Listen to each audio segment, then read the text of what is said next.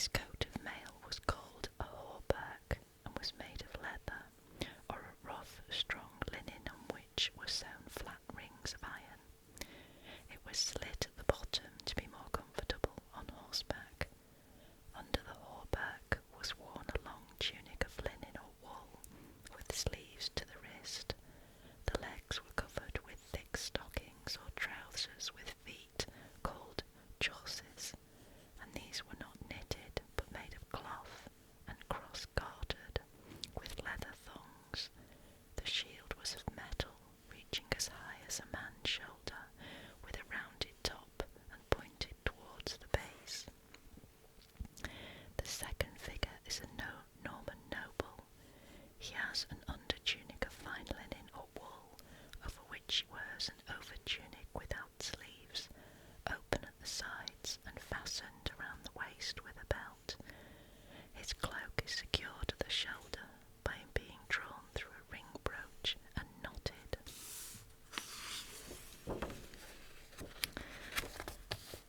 He wears chausses and leather shoes like the knight. The Normans cut their hair short and were clean-shaven, and some also shaved the backs of their heads.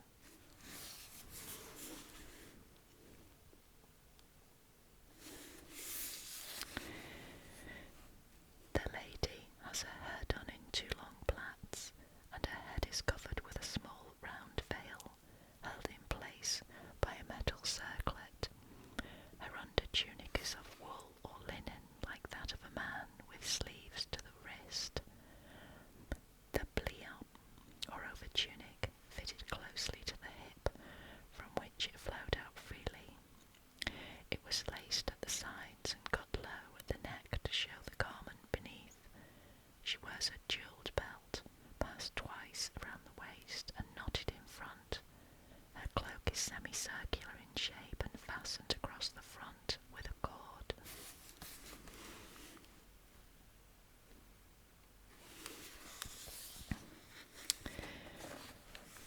The fourth figure is of a man-at-arms. He wears a hauberk made of thick linen or leather, covered with bands of leather, fastened with metal studs, and underneath this was an under-tunic. The helmet is carried under the arm, and it will be noticed that the hauberk has a hood with a leather cap piece covering the head to make the helmet more comfortable. He carries a lance and pennon. His chausses are cross-gartered, and the shoes are of leather. The fifth figure has a hauberk made of overlapping pieces of thin metal sewn onto leather, or some thick material. His cloak is the same type as that of the noble, and these were only worn by the better class people. The figure on the right-hand side of the picture is a bowman, who wears a soft felt cap of any colour except yellow. This colour was worn only by Jewish people. His stuff tunic is fastened at the waist by a belt of folded material, and his knickers are very wide and made to unfasten down the side seams. The colours worn during the Norman period were, as shown, rather dull in tone and not neatly as gay as they were later on. It will be noticed that the knight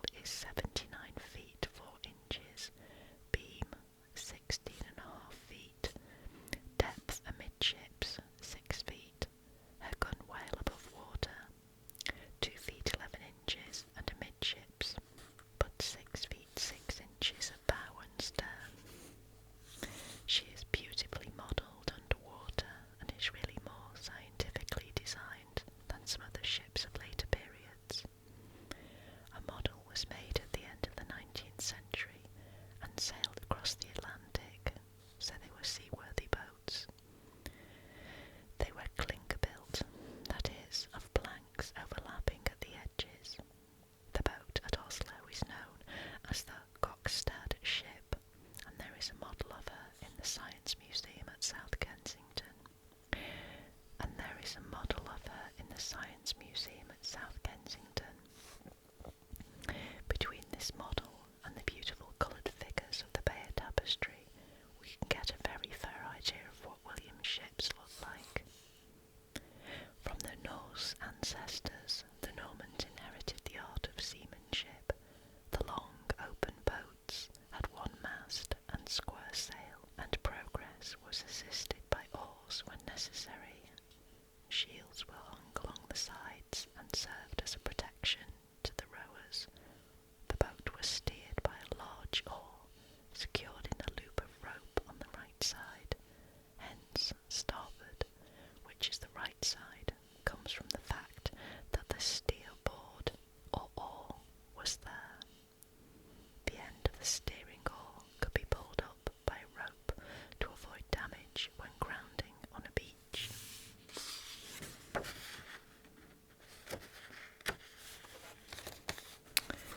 So let's have a look at figure 3. This is a Norman ship based on the Bayeux tapestry.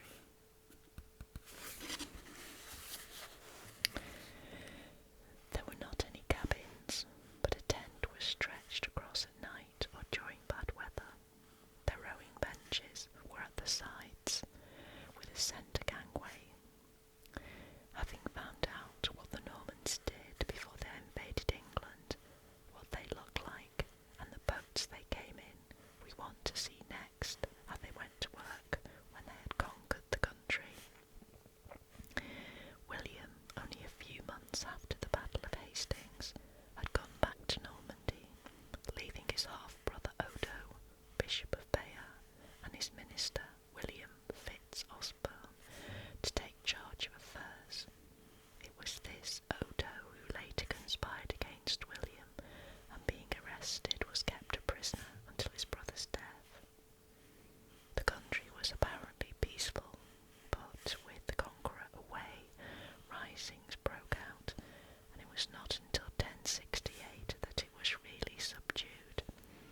The most important outbreak was at York, where 3,000 Normans were slaughtered, and Sweyn, the King of Denmark, came to the assistance of the rebels.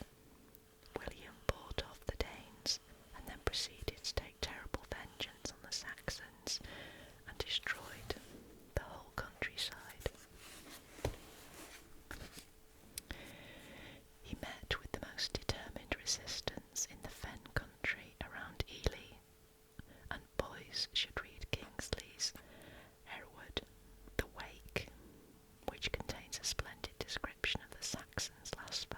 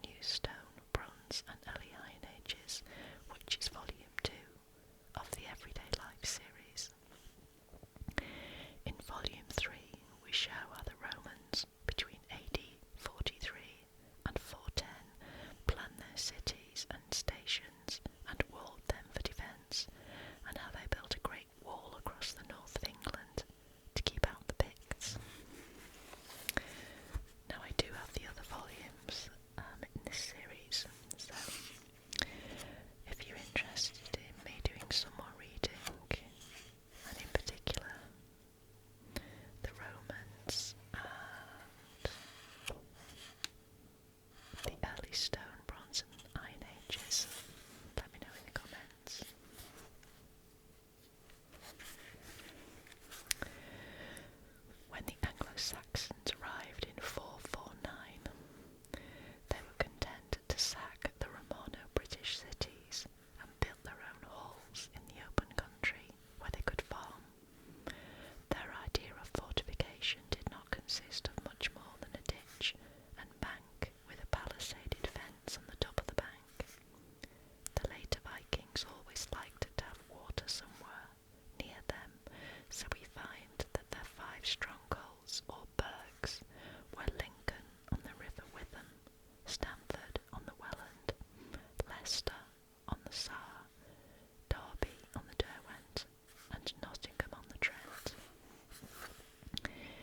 Now we come to Norman times.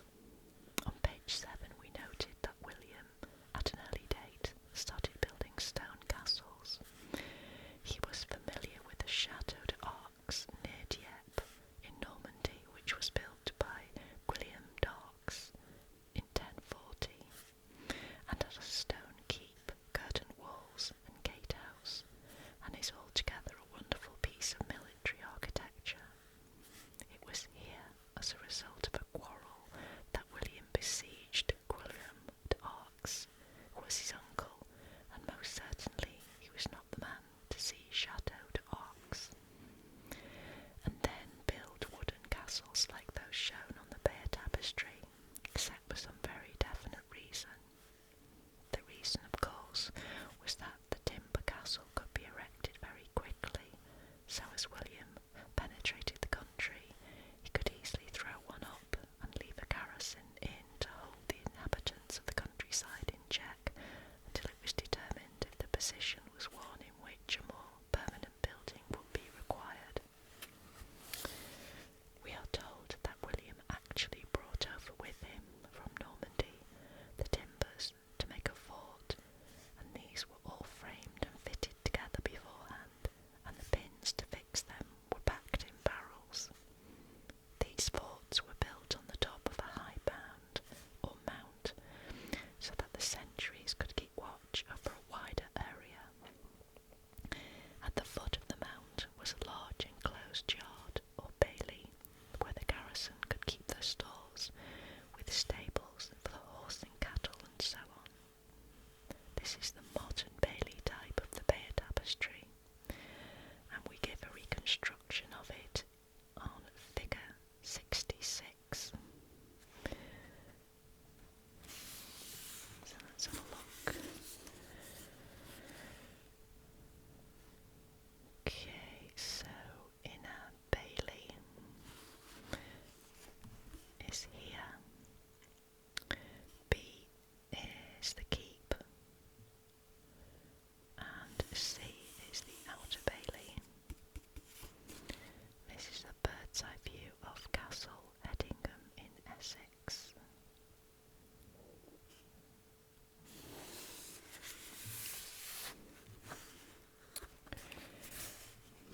In the shell type which followed, as at Berkhamsted, Lewes, and Arundel. The timber fort on the mount was replaced by a stone building with stone walls to the bailey instead of the palisaded fence. We can now pass to a consideration of a typical 12th century castle, and we have selected Castle Hedingham in Essex, and here it is.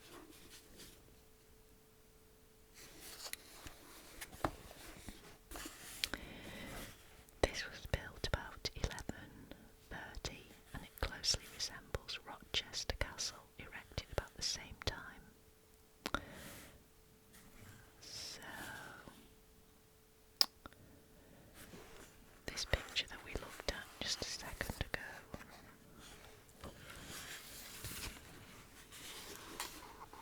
there gives an idea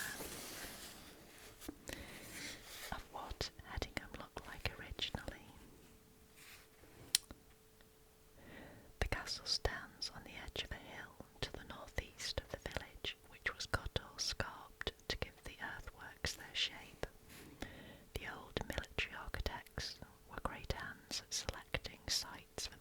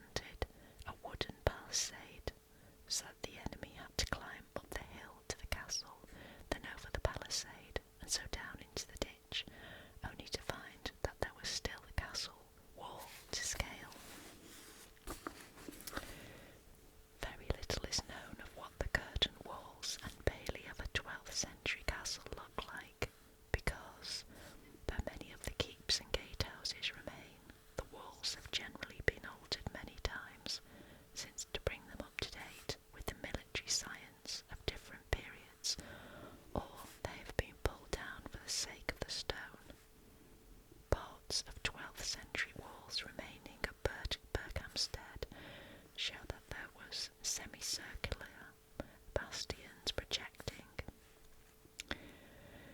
Figure 5 shows the outside of the keep.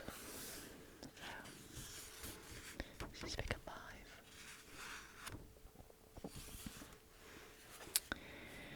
Which is the especial glory of Hedingham. The walls, from 10 to 12 feet thick, were built of flint concrete faced with fine barnack stone, and they rise up sheer like grey cliffs, without a moulding or ornament to break the surface. Very modern architects say that good architecture should be functional, that it should be designed on the same lines as a dynamo or aeroplane to do its job, and if it fulfills this function properly, then it will be a fine thing. On this line, Hedingham is as modern as any functional building now being built in France or Holland, Sweden or Germany. We think it is a better example of the use of concrete than many a modern building. Concrete is rather a beastly building material, and depends for its form on the mould into which it is cast. This is called shuttering, and is made by the carpenter, and it's very costly. At Hedingham, the barnack stone facing, and stone and marble are the noblest building materials, takes the place of the shuttering and keeps the humble concrete in its proper place. The only entrance to the keep was the one shown in the front of the fore building, and only foundations of this remain at Hedingham. The fore building at Castle Rising in Norfolk is in a fine state of preservation, and shows that it was built to cover in a staircase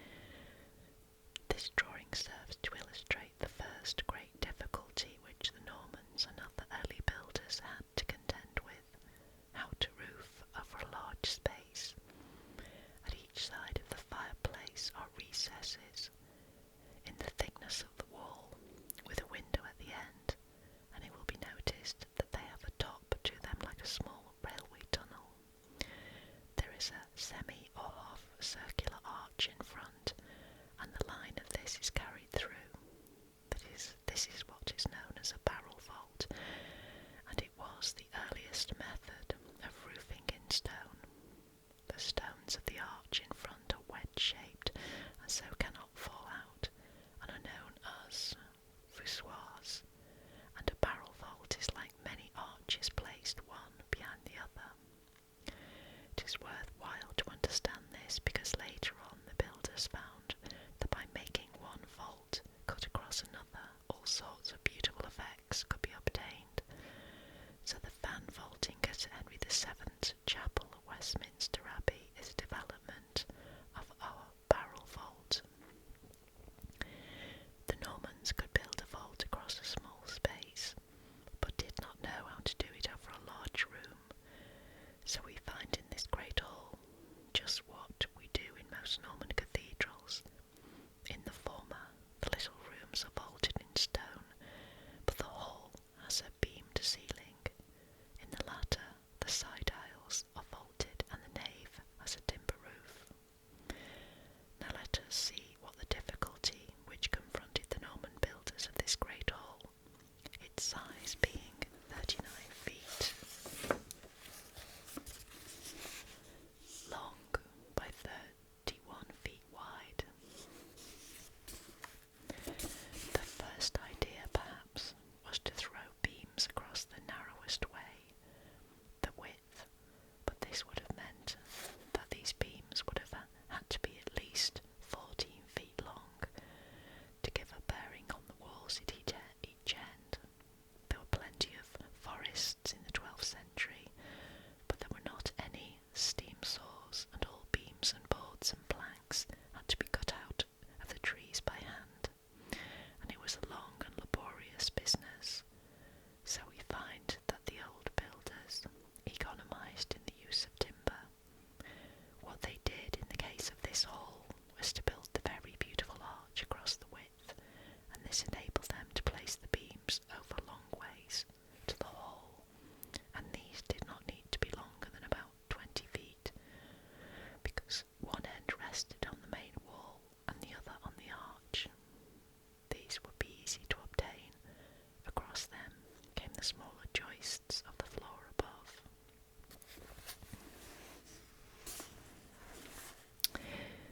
So the arch was put in because it was a constructional necessity.